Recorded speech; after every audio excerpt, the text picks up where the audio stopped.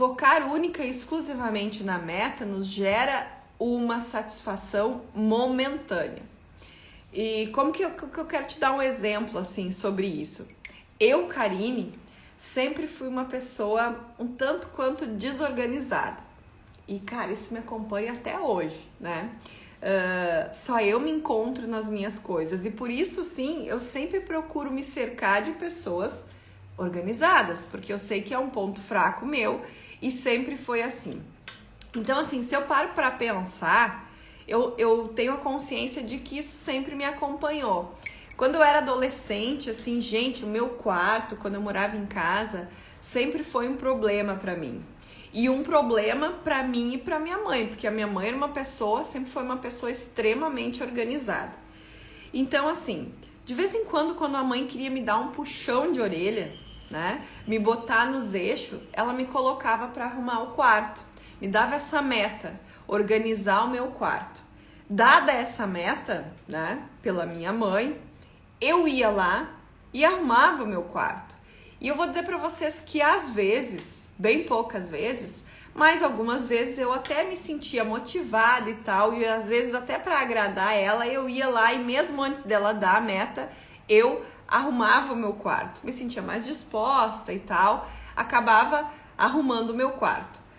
O que acontecia? Quando eu estava motivada para arrumar o meu quarto, em uma hora, esse assunto, essa meta, ela estava batida. Meu quarto estava impecável. O detalhe é que esse resultado, essa satisfação de organização, ela era momentânea. Porque eu mesmo tendo arrumado meu quarto, eu continuava fazendo as mesmas coisas, tendo os mesmos hábitos. E com a mesma rapidez que eu arrumava, eu desarrumava. E logo meu quarto já estava um caos de novo. E aí quando o meu quarto estava um caos de novo, o que acontecia?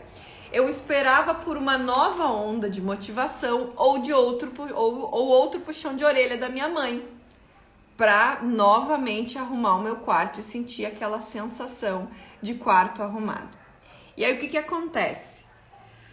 Quando a gente foca exclusivamente na meta, e a meta aqui que eu tô fazendo essa analogia para vocês era arrumar o quarto, a gente vive uma vida inteira, e muita gente faz isso, se comportando assim, esperando uma onda de motivação ou um puxão de orelha ou uma pressão para a gente realmente entrar em ação e bater essa meta, né? E o que acontece? A partir do momento que eu arrumava o meu quarto para bater a meta dada pela minha mãe, eu acabava única e exclusivamente me preocupando, como que eu vou dizer assim para vocês, sempre com o efeito da desorganização e não com a causa.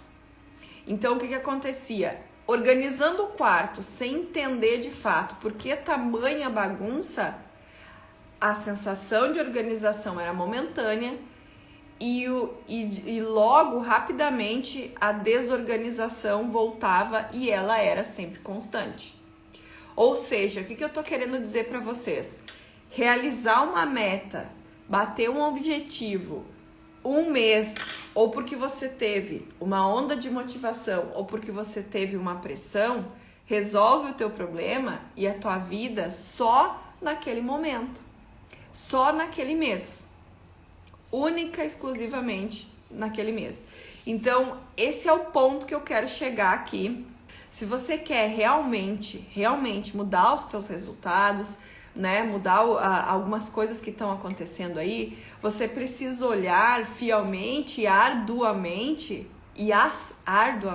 e estrategicamente para as coisas e para os pontos que te levam até a tua meta e não para um número ou para uma meta batida.